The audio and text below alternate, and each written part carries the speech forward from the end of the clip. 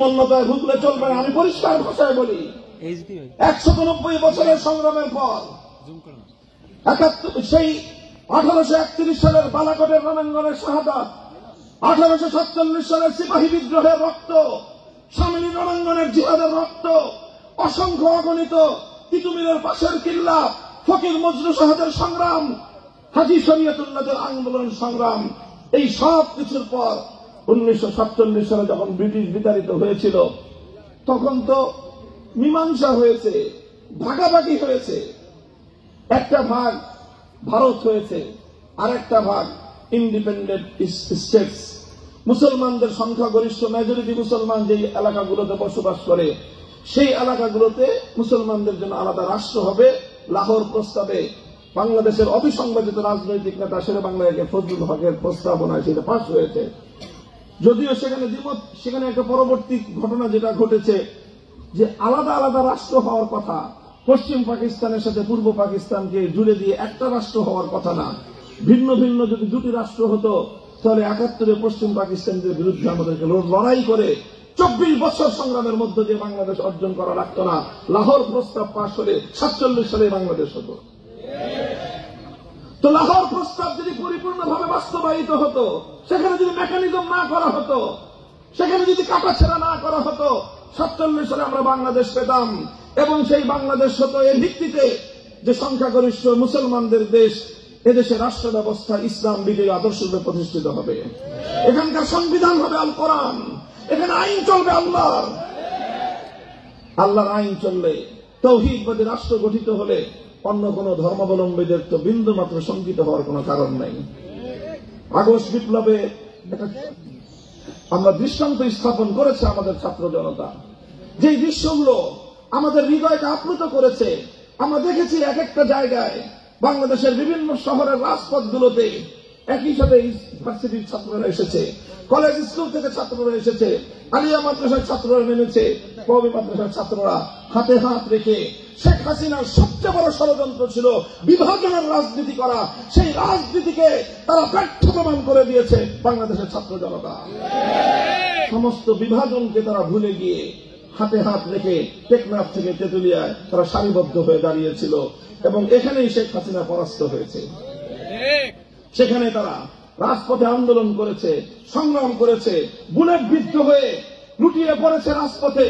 যে রাজপথ তাদের বুকের রক্তে রঞ্জিত হয়েছে।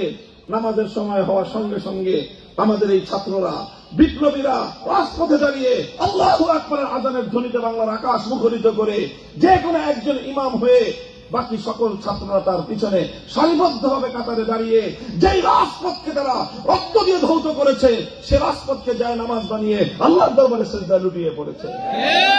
এটাই তো জুলাইয়ের বিপ্লব, এটাই তো আগস্টের বিপ্লব। এই বিপ্লব যখন চূড়ান্তভাবে যখন সফল হয়, 5ই আগস্টের দুপুর 2টা থেকে 3টা পর্যন্ত টেকনাফ থেকে তেতুলিয়ায় মুসলমানদের জনপদে ভাস্কর্য নামক কোন মূর্তি অবশিষ্ট নাই। কিন্তু লক্ষ্য করেছেন, কোন এক হিন্দুদের কোন একটা মন্দিরের কোন একটা প্রতিমায় ফুলের টোকাও দেওয়া হয়। এটাই ছিল অসাম্প্রদায়িক বিপ্লব, যে হিন্দুরা প্রতিমা পূজা করবে, প্রতিমাকে শ্রদ্ধা করবে, মূর্তিকে শ্রদ্ধা করবে, তারা রাখবে, সেটা তাদের ধর্মীয় ফাংশন। মুসলিম জনপদে কোন মূর্তি এলাও নয়। এটাই ছিল আগস্ট বিপ্লবের চেতনা, এটাই আগস্ট বিপ্লবের অন্যতম আইকন। কাজে এই বিপ্লবকে আমাদের ধারণ করতে হবে।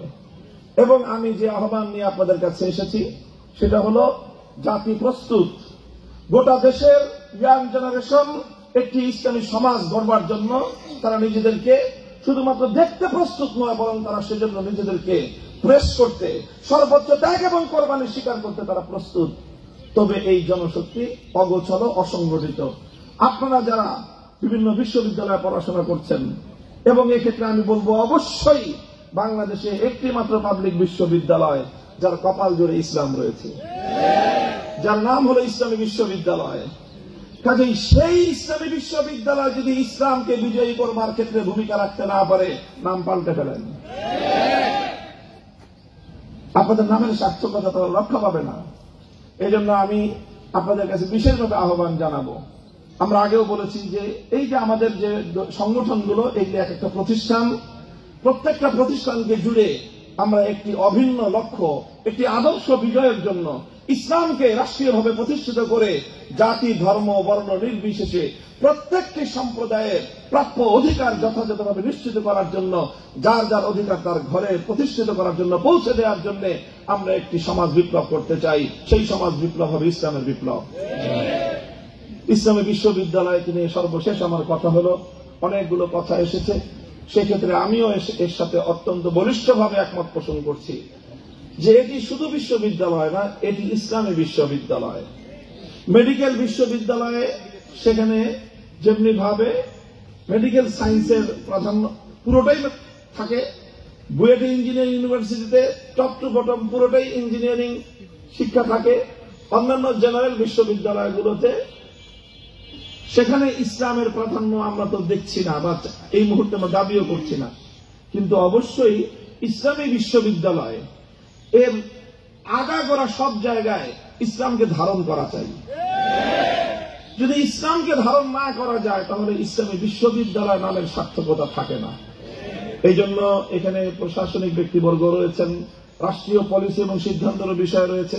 আমরা আমাদের জায়গা থেকে কাজ করব এবং আভ্যন্তরীণভাবে এখানকার শিক্ষক মন্ডলী এবং প্রশাসনিক ব্যক্তিবর্গ যারা রয়েছেন, ছাত্র জনতা সকলেই আমরা এই বিষয়টাকে, ইসলামী বিশ্ববিদ্যালয়কে টপ টু বটম সকল ক্ষেত্রে ইসলামকে ধারণ করবার এবং যে যে সাবজেক্ট নিয়ে পড়াশোনা করুক প্রত্যেকের জন্য একটা কম্পালসারি ইসলাম শিক্ষার একটা ব্যবস্থা যেন থাকে।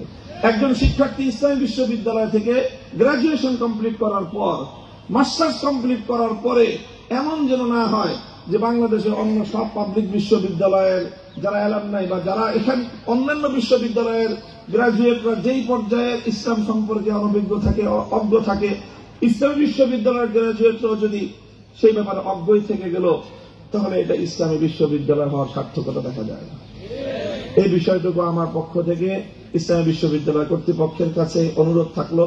আপনাদের সকলকে আবারও আমার পক্ষ থেকে, আমার সংগঠনের পক্ষ থেকে এবং বাংলাদেশ খেলাফত মজলিসের পক্ষ থেকে আপনাদের সকলকে আন্তরিক অভিনন্দন জানাই।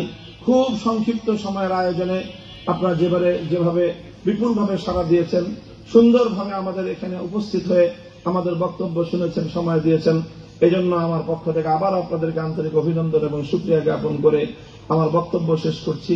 ওয়া আখিরু দাওয়ানা আলহামদুলিল্লাহি রাব্বিল আলামিন। সুবহানাল্লাহি ওয়া বিহামদিহি, সুবহানাকাল্লাহুম্মা ওয়া বিহামদিক, আশহাদু আল্লা ইলাহা ইল্লা